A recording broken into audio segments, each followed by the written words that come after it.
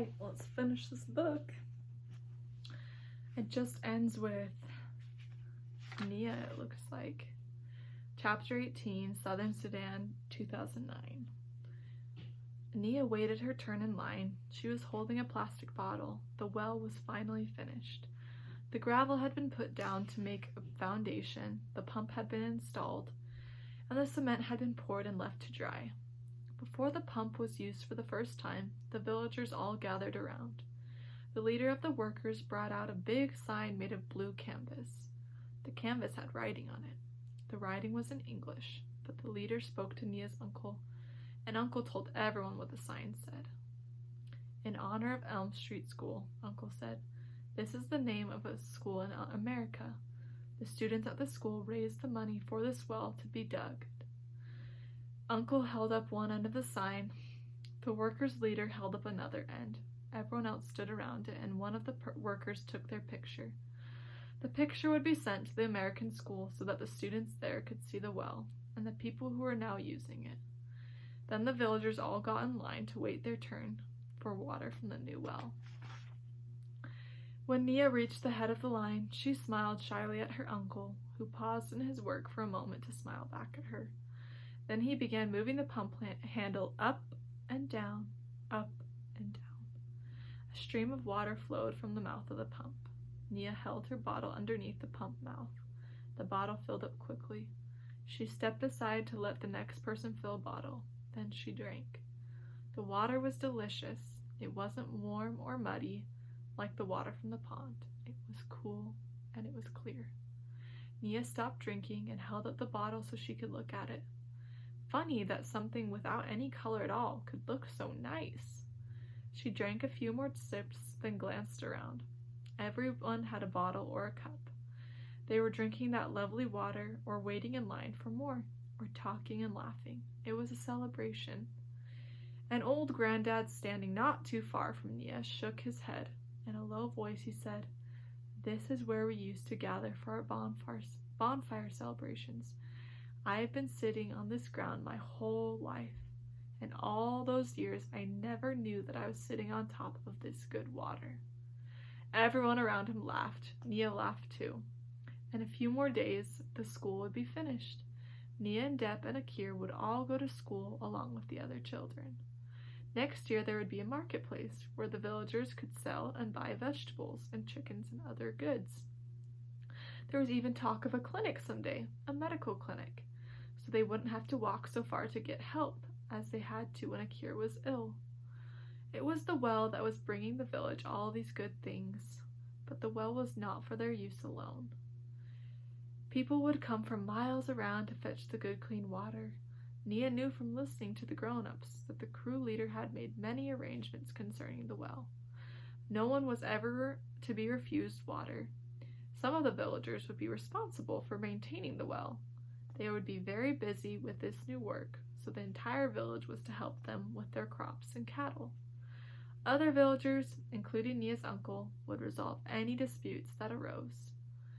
The well would change their lives in many ways. I would never, ever again have to walk to the pond for water, Nia thought. She wandered around a little, sipping at her cool, fresh drink. Then she caught sight of the crew leader. He was standing by himself, leaning against one of the trucks and watching her uncle work from the pump. Depp saw her looking at the man. "That man, the boss of the workers," Depp said. "You know he's a Dinka." "He is Dinka." Nia looked at Depp in astonishment. The Dinka and the Newer did not look very different physically. You had to look at the scar patterns on people's faces to tell the tribes apart. Dinka's scar patterns were different from those of the Newer. But the crew leader had no scars on his face. Nia had heard of some of the teenage boys talking about that, wondering why he had no scars when clearly he was a grown man. The leader's assistant was Newer. So were most of the crew. They all had Newer scars. Nia hadn't thought about it much, but she realized now she had always assumed that the leader was Newer too. The Dinka and the Newer were enemies, had been for hundreds of years. Why would a Dinka bring us water? She wondered aloud. "I heard Uncle and Father talking about him," Depp said. "He has drilled many wells for his own people. This year he decided to drill for the Newer as well." Depp had not really answered Nia's question. He probably doesn't know the answer, she thought. But now Nia felt that there was something she had to do. She walked over to where the man was standing. He didn't notice her at first, so she waited quietly. Then he saw her. "Hello," he said.